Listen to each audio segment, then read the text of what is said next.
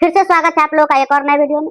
आज का जो हमारा वीडियो है, जो बच्चे इस बार क्लास 10th का फाइनल एग्जाम दे रहे 2026 में, उनके लिए बहुत ही ज्यादा जरूरी है। और आज के इस वीडियो में हम लोग कवर करेंगे समांतर श्रेणी, यानी कि समांतर श्रेणी चैप्टर से बहुत सारा क्वेश्चन जो है बोर्ड के फाइनल एग्जाम में पूछा जाता है। तो हम लोग जानेंगे कि ये समांतर श्रेणी होता क्या है और समांतर श्रेणी से किस तरह का क्वेश्चन पूछा जाता है और किसको इसमें पूछे जाने वाले क्वेश्चन को हम लोग कैसे आसान तरीके से जल्द सॉल्व कर ले। ठीक है, तो चलिए चलते हैं और हम लोग जानते हैं पहले कि समांतर श्रेणी होता क्या है। देखिए, श्रेणी जो होता है वो तीन तरह का होता है। ठीक है, तो जो पहला होता है समांतर श्रेणी, हरात्मक श्रेणी और गुणोत्तर श्रेणी, यानी कि एपी, जीपी और एचपी, जो कि हम लोगों को 11th में पढ़ना है। बाकी बात हम लोगों को सिर्फ पढ़ना है समांतर श्रेणी। ये दोनों हम लोगों को अभी नहीं पढ़ना है, आगे चल के हम लोग पढ़ते हैं 11th 12 में जो मैथ लेते हैं तो उनको पढ़ना रहता है। तो हम लोग का टॉपिक क्या है? समांतर श्रेणी। देखिए, समांतर श्रेणी का मतलब ये होता है कि जैसे यहाँ पर कोई भी श्रेणी है, जैसे A1 A2 A3 AM तक है। ठीक है, तो इसमें जो होता है सबसे पहला जो ये होता है कि समांतर श्रेणी होता क्या है और हम लोग पहचानेंगे कैसे। तो देखिए, समांतर श्रेणी का मतलब ये होता है कि ये दो जो संख्या होता है, ये दो संख्या के बीच का जो अंतर है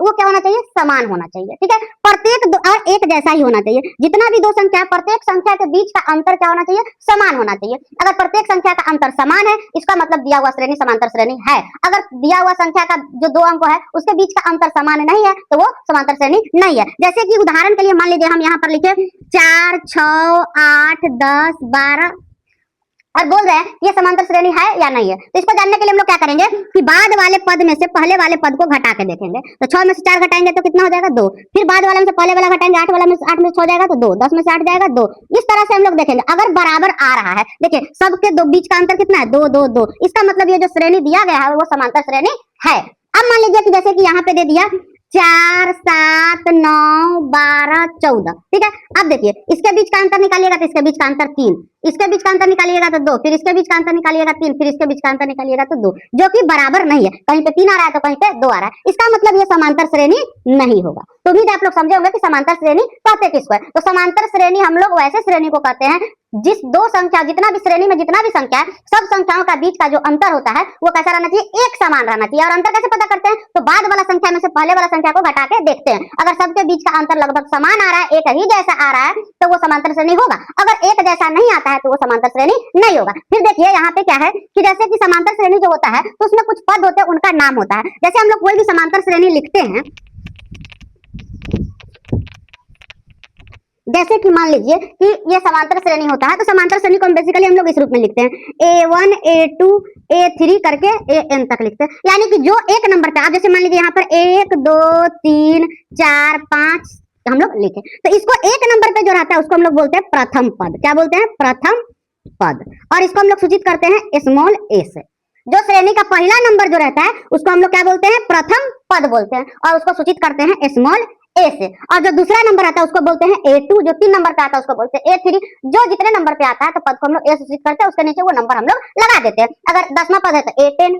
ठीक है, और उसके बाद क्या है कि जब हम इन दोनों के बीच का अंतर निकालते हैं तो ये बीच का जो अंतर होता है, इन दोनों के बीच का अगर अंतर निकालेंगे तो इनके जो बीच का अंतर होता है उसको हम लोग बोलते हैं सार्व अंतर। क्या बोलते हैं? सार्व अंतर। और इसको हम लोग सूचित करते हैं स्मॉल d से। ठीक है, दो संख्याओं के बीच का जो अंतर होता है, जैसे ये 3 और 2 के बीच का अंतर क्या है? 1। तो इसका मतलब इस जो श्रेणी है इसका सार्व अंतर जो हो जाएगा वो हो जाएगा 1 हो जाएगा। समझे? तो किसी भी श्रेणी का जो पहला संख्या होता है उसको हम लोग a से सूचित करते हैं और उसके बीच का जो अंतर होता है उसको हम लोग सार्व अंतर कहते हैं और उसे d से सूचित करते हैं। और किसी भी पद को अगर हमको लिखना है, जैसे 10वां पद को लिखना है तो उसको हम लोग लिखेंगे A10। अगर 12वां पद को लिखना है तो लिखेंगे A12। ठीक है, अब हम लोग जानेंगे कि किसी भी पद को अगर निकालना है, किसी भी पद का मान निकालना है तो कैसे निकालेंगे। तो सबसे पहले अगर किसी भी पद का मान निकालना है तो हमें दो चीज पता होना चाहिए। वो क्या है? एक तो है पहला पद जो है उसका वो पता होना चाहिए, यानी कि A पता होना चाहिए, और दूसरा उसके बीच का जो अंतर है वो पता होना चाहिए। तो ये साधारण तरीके से आसानी से निकल जाएगा। ठीक है, जैसे कि यहाँ पे हम लोग जानेंगे कि इसमें क्वेश्चन किस किस तरह का क्वेश्चन पूछता है। तो एक एक करके हम लोग जानेंगे कि इसमें किस किस तरह का क्वेश्चन पूछा जाता है। ठीक है, तो चलिए हम लोग जानते हैं एक तरह का क्वेश्चन जो है वो इसमें पूछेंगे। ठीक है, तो चलिए लिखते हैं क्वेश्चन। बंद करो।